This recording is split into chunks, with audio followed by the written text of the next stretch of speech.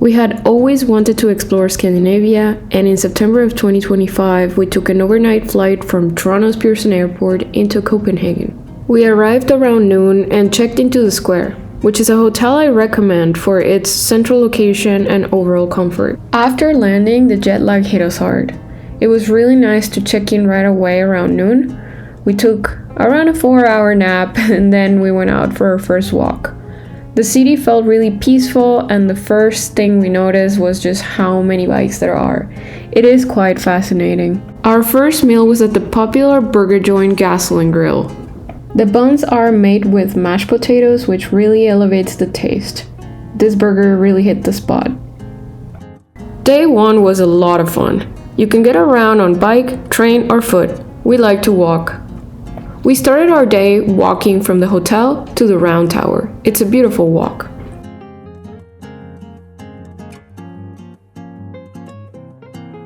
We randomly came across this place called Posterland. It is a great option if you're into art prints or cool vintage posters.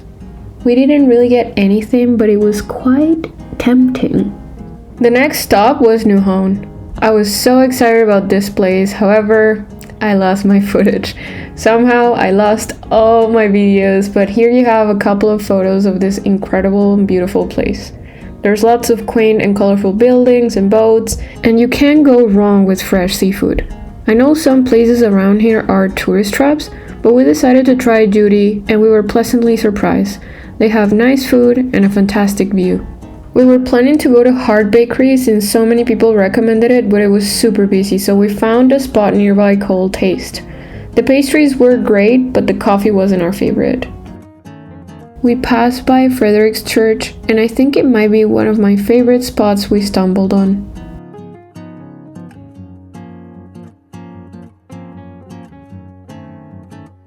We walked around Amalienborg Palace, and I personally think this is a place you shouldn't miss.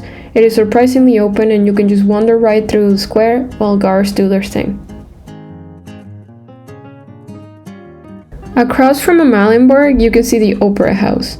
I've heard the gardens there are supposed to be really beautiful, but we didn't really have time to check them out.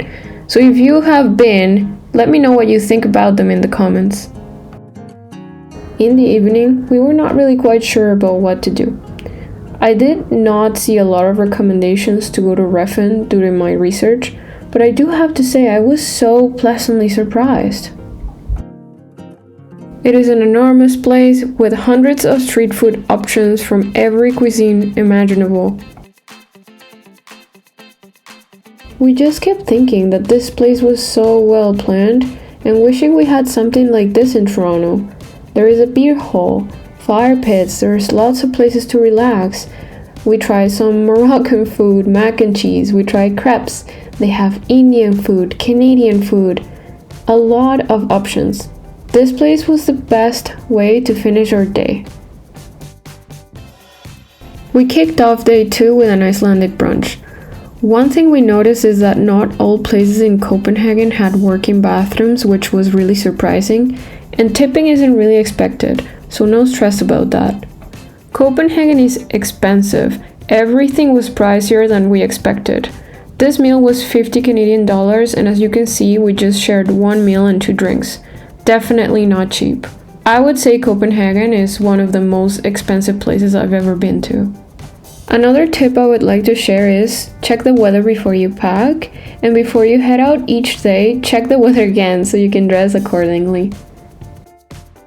Our next stop was the Rosenborg Castle and the King's Garden. It is a really beautiful spot, huge gardens, and the castle itself looks like an old world vibe. It's fun to just walk around and take it all in. I wish it had been a bit sunnier because it did rain, but we still enjoyed our visit. Because it was raining, our next stop was actually unplanned. I hadn't really seen many recommendations for it, but we ended up at the Botanical Garden. As soon as we entered, I got really excited because it was very beautiful. They have different areas like an aquatic section, a cactus garden, but the highlight for me was the butterfly sanctuary. I love seeing all the butterflies up close. I had never been in a butterfly sanctuary, so that was really special. I think no matter what, this place is a fantastic choice, but if it is raining, maybe you want to think about it and visit it. We did it fairly quickly because we had a reservation, but I think you can spend an hour to an hour and a half easily. For our next stop, we had our one fancy meal of the trip at Selma. They specialize in smørrebrød. I'm sorry for butchering the name. It is a very traditional Danish open-faced sandwich with all sorts of toppings. If you're not into herring like me, don't worry. They have other really tasty options. I personally loved it. Our next stop was the Kastellet. Again, sorry for butchering that name. The subways are excellent in Copenhagen, and this was actually a larger, very spacious commuter train that we hopped onto to get to our destination. Very clean, very nice, everything is on time, very organized. This place actually feels like a little breather because it is so different from all the city we had been exploring for the past day and a half.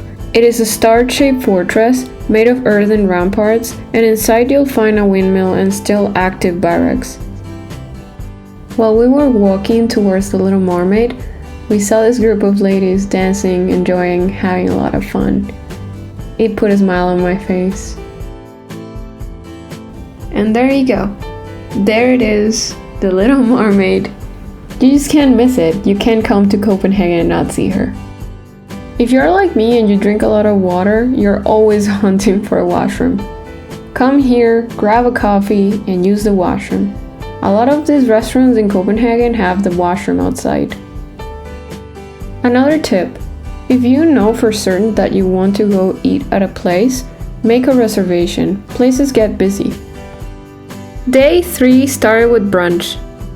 Chia puddings were featured on multiple breakfast menus. This platter was a great way to get a full day's nourishment for the cost of a week's grocery back home. But hey, the coffee was the best I had in Copenhagen.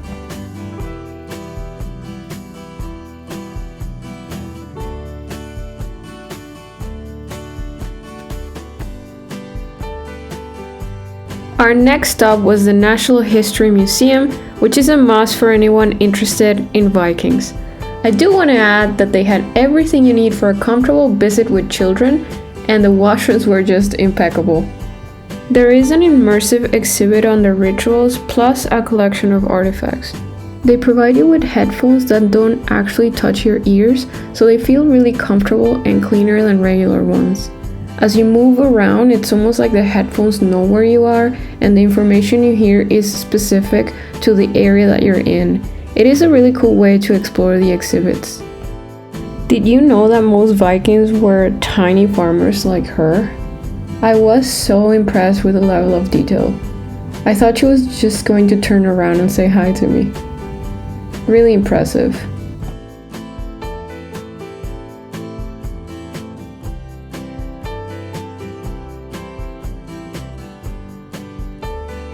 After the museum, we continued exploring Copenhagen on foot. We were blessed with a beautiful sunny day. When I travel, I'm always hunting for little presents and souvenirs. The best I could find were in this street called Stroget. Sorry for butchering the name. So if you're hunting for souvenirs, I just recommend that street. There are a lot of souvenir stores there. We started heading to a very popular bakery. I actually attempted to go to this bakery a couple times, but the lineups were huge. Luckily this time, there was not a lot of people and the line actually moved really fast. Also, gotta say it's worth it. I mean, look at this. I imagine that very early in the morning they have a lot more options like cinnamon rolls, for example. But everything I got was absolutely decadent. I recommend taking a couple more for later, with a coffee, of course. If you have some extra time in Copenhagen, I recommend maybe trying Tivoli Gardens. I wasn't sure about it, but when we got there, it looked really fun. The only opportunity we had, it rained, so we skipped it. But if you have a chance to go, maybe give it a try and let us know how it goes in the comments. Thanks for sticking around until the end. I'm planning to make more travel videos where I share honest tips, what really worked, what didn't, how I planned everything, And if that sounds interesting, hit subscribe and come along for my next adventure. Thank you so much.